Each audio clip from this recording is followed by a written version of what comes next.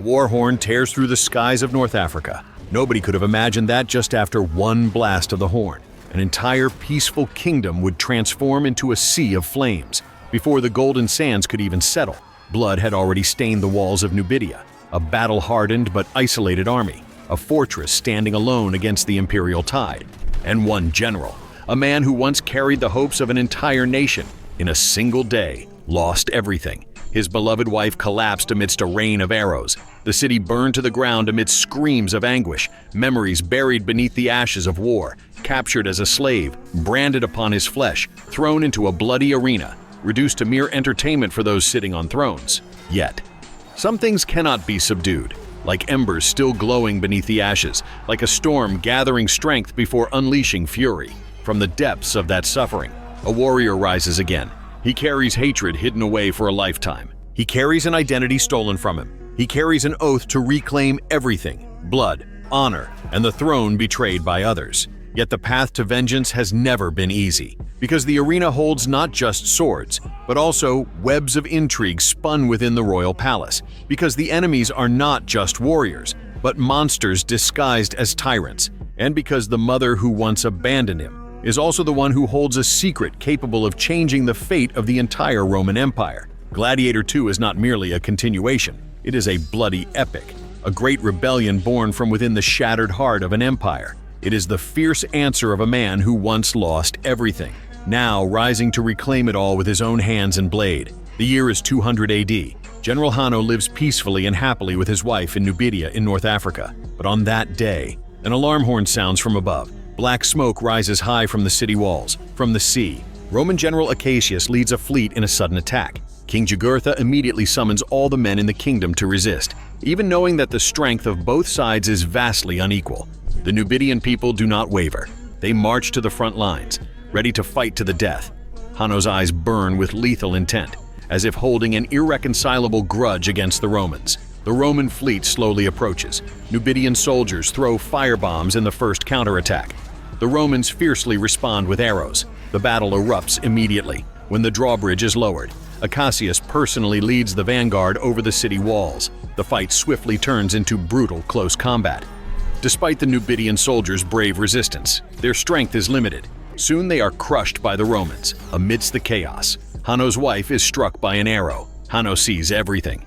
His mind goes blank, taking advantage of his shock. The enemy strikes him down from the wall, between life and death. Hano seems to see his soul lingering at the border of two worlds, helplessly watching death lead his wife across the river Styx. He screams in agony, but to no avail. Amidst excruciating pain, Hano awakens on the beach. By now, the battle has ended. Only corpses litter the sands. Hano desperately searches for his wife's body, but soon after is captured by Roman soldiers. Acacius orders the bodies to be piled in the desert. Amidst the furious and desperate cries of the Numidian people, a fire consumes them all. Hano and the other prisoners are brought to the square, humiliated and branded. They become Roman slaves. Then they are loaded onto a ship bound for Rome. On the rough sea journey, Hano meets King Jugurtha again. The king's arm is broken from the battle, yet his physical pain is nothing compared to the agony of losing his homeland. Shame and hatred have turned Jugurtha into a hollow man. He is prepared to die, but still reminds Hano, even if you become a slave, never let your heart be enslaved. These words pull Hano deep into memories. When he was a child, he had once been relentlessly hunted by Roman soldiers, forced to flee across North Africa. His adoptive father had instructed him never to fall into Roman hands. Ironically, fate has led him back to Rome after all. Not long afterward, Acacius returns triumphantly. Romans fill the streets celebrating their hero. The co-emperors, Geta and Caracalla, personally arrive to crown Acacius with laurels. To celebrate the expansion of the empire, Geta decides to host gladiator games, but endless wars have worn down Acacius in both body and mind. He longs only to put down his sword and live peacefully with his wife. Yet Geta's ambitions have no bounds. He places his sword on Acacius's shoulder, commanding him to continue the conquest toward Persia and India. Acacius is resentful, but dares not openly rebel. At the same time, Hano and other slaves are brought to the Antium arena outside Rome. Ready to enter their first battle, hearing the news, Macri, Rome's most famous merchant, arrives to watch. He supplies almost all weapons for the Roman army. As Macri takes his seat, shackled slaves enter the arena. Hano immediately shields Jugurtha behind him, trying to protect his king. Unexpectedly, their opponents are not humans, but starving beasts in masks. To heighten the tension, workers inject poison darts into the beasts, making them crazed and furious. At the crucial moment, Jugurtha suddenly kneels, refusing to fight, letting the beasts tear out his throat. He would rather die than become Roman entertainment. Witnessing this scene, Hano is filled with rage. He attacks the beasts to save Jugurtha, but the beasts are too fierce. They leap toward him again. With no other choice, Hano desperately fights back. Pinned down by a beast, Hano bites its arm fiercely. Using chains, he wraps its neck, breaking it in an instant.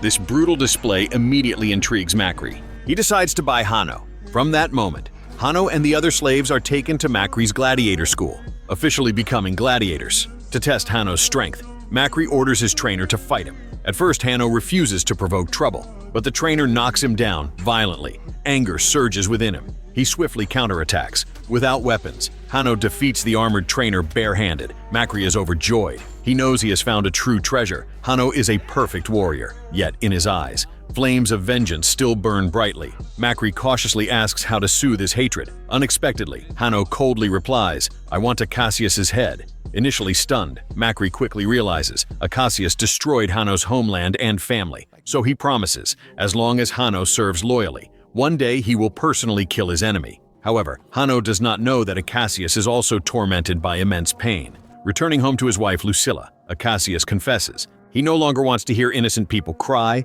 nor watch Roman youths die needlessly under two tyrants. Now Acacius only wants one final battle, a fight to end tyranny, to return Rome to its people. Lucilla is the daughter of the former emperor. She also cannot bear the cruelty of Geta and Caracalla. She asks when Acacius will take action.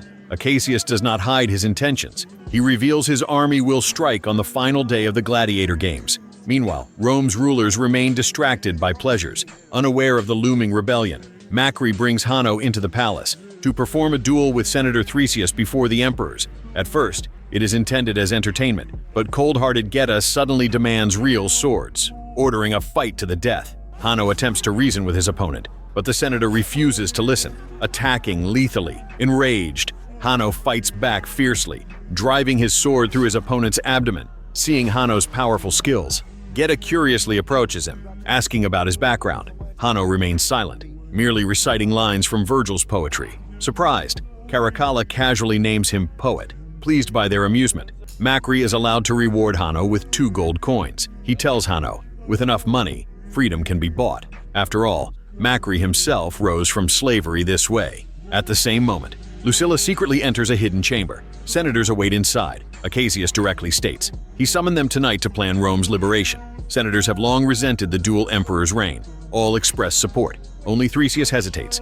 believing the plan too dangerous, yet unwilling to isolate himself. He vaguely agrees, saying, if Lucilla claims the throne, the Senate will support her naturally. The following day marks the beginning of the gladiator games. Hano and his fellow warriors are brought into Rome. Along the streets, hungry beggars swarm. Between them and the luxurious aristocracy stands only a wall, yet they live in completely separate worlds. When the 2 emperors arrive at the arena, Acacius and Lucilla also take their seats. However, Geta asks Acacius to address the crowd. Unable to refuse, Acacius seizes the opportunity to emphasize what Rome needs most at this moment is courage. As soon as he finishes speaking, Hano and his fellow gladiators enter the arena. Their opponent is an undefeated champion, a destroyer riding atop a rhinoceros. Hano quickly devises a plan, instructing his teammates to lure the beast into the wall. But one gladiator ignores orders, panicking as the rhinoceros charges. He tries to flee, but his leg gets caught. He is dragged and brutally killed. Witnessing this scene, Hano knows they cannot underestimate the enemy. He thrusts his sword into the ground, calmly grabs a handful of sand. This action deeply shocks Lucilla, immediately reminding her of a legendary figure from the past. The 2 emperors also recognize Hano as the gladiator who quoted Virgil yesterday. They even repeat the poem aloud, yet none notices Lucilla's pale face. Clearly, she has remembered Hano's true identity, but now is not yet the time to speak. The rhinoceros charges ferociously. Hano calmly throws sand into its eyes. Disoriented, it crashes headlong into the wall, unable to escape. The destroyer atop the rhinoceros leaps off to counterattack. Though Hano blocks with his shield, he is knocked down. The destroyer picks up a sword, awaiting the emperor's execution order. But the crowd loudly begs for mercy. Curious to see more from Hano, Geta gives a thumbs up, sparing his life. Yet Hano refuses such humiliating mercy. Rising swiftly, he counters fiercely, piercing the destroyer and swiftly beheading him. The crowd erupts, chanting Hano's name in unison. After the match, Hano returns to his quarters. Dr. Lavi approaches to stitch his wounds. Macri joyfully congratulates Hano, declaring him the new star of the arena. Meanwhile, Lucilla returns to her room alone. Hano's poetry still echoes in her mind, unveiling buried sorrow. It turns out, Hano is the son of Lucilla and the legendary gladiator Maximus. Years ago, Maximus and the tyrant Commodus had killed each other. At that time, Hano was only a child, becoming the empire's sole rightful heir. But those around Lucilla all craved power. She could not protect her son, so she painfully sent him away from Rome, never expecting a reunion like today. Afraid to confront Hano directly, Lucilla summons Macri, gently asking about the gladiator's origins. Despite her careful act, Macri senses something unusual. He secretly investigates, discovering Lucilla once had a son, lost after the previous emperor's death. If alive, that boy would now be a young man. This revelation shocks Macri deeply, sparking strong suspicion, unaware that her secret is compromised. Lucilla's longing drives her to sneak into the gladiator quarters with a senator's help. Seeing Hano now grown, emotions overwhelm her. But separated for many years, Hano's affection toward his mother has long vanished, filled only with hatred toward Acacius, whose army killed his wife. He coldly tells Lucilla the child she seeks is dead. Now he is just a gladiator, without family. His harsh words stab Lucilla's heart deeply. She dares not hope for forgiveness, only wishing that Hano will inherit his father's bravery. Before she can finish speaking, a senator urges her to leave immediately. Upon returning home, she meets Acacius waiting anxiously, unable to conceal her joy. Lucilla reveals Hano's true identity, but Acacius thinks further. Battles are growing deadlier. Hano's survival cannot be guaranteed. Lucilla begs him emotionally. Acacius reluctantly decides to launch the rebellion sooner than planned, but neither realizes. Their conversation has been overheard by a hidden servant. The next day, the arena hosts a special battle. The huge stage is flooded with seawater. Sharks lurk beneath. Both sides appear on warships, reenacting the famous Battle of Salamis, where the Greek fleet defeated Persia. Before Hano's ship approaches, flaming arrows rain down. Anyone falling into the water instantly becomes shark food. Still, no gladiator fears death. Led by Hano, they bravely speed straight at the enemy. Hano leads the charge, shattering enemy ships' oars, immobilizing them as easy targets. Seeing this, Macri cannot hide his joy. Hano orders his ship to ram the enemy, then leaps aboard alone, cutting through foes mercilessly. Amidst chaos, the ships approach the royal box. Hano grabs a crossbow, aiming at Acacius for revenge, but an enemy soldier tackles him. The arrow misses, flying straight toward the throne. Terrified, Geta calls the guards. The announcer quickly declares Hano victorious again. In that instant, Hano's fame reaches its peak. When guards question who shot the arrow, all gladiators take responsibility, confounding the investigator. Yet he warns, Geta will not easily forgive this insult. Meanwhile, Acacius' servant secretly informs Senator Thresius of Acacius and Lucilla's rebellion planned for tonight. The news quickly reaches Macri. He storms into Thresius' house, declaring Thresius bankrupt from betting against Hano. Macri has purchased the senator's estate. Desperate, Thresius reveals Acacius' plans to Macri. That night, unaware their plot is exposed, Acacius sneaks into the gladiator barracks to rescue Hano. Suddenly, countless archers ambush them. Acacius' men swiftly fall, leaving Acacius alone and surrounded. Meanwhile, soldiers arrest Lucilla at home. Terrified, she awaits her husband's fate. As dawn breaks, Acacius and Lucilla are brought to the palace. Geta furiously accuses them of treason. Caracalla completely loses control. Demanding immediate execution, Geta intervenes, ordering imprisonment instead. He summons Macri, declaring him his most trusted ally. Macri advises, publicly killing Acacius would cause outrage. Better to let the gods decide his fate in the arena. The next day, Hano notices a faded name on the gladiator's wall. Dr. Lavi reveals it belonged to Hano's father, Maximus. Sensing Hano's sorrow, Lavi takes him deeper underground, to a hidden tomb for gladiators who defied tyranny. There, Maximus's armor and weapons hang proudly, standing silently in the room. Memories of his father flood Hano's mind. Suddenly, the day's battles are announced to begin. To prevent another surprise, Geta fills the stands with guards. Lucilla is forced to watch her husband's execution. 4 soldiers salute respectfully. Acacius swiftly defeats them.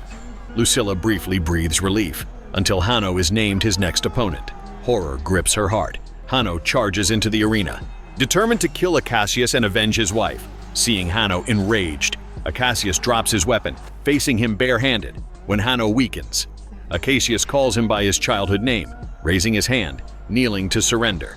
But Geta signals execution, as Acacius speaks of honor and family. Hano's heart softens, kneeling before Acacius. He lets go of hatred. Infuriated by Hano's defiance, Geta commands archers to fire. Arrows pierce Acacius. The hero collapses. Lucilla screams in despair. Hano angrily challenges the crowd, asking if this is how Rome treats heroes. His words ignite anger among the people. Guards remove Hano, but a spark has ignited.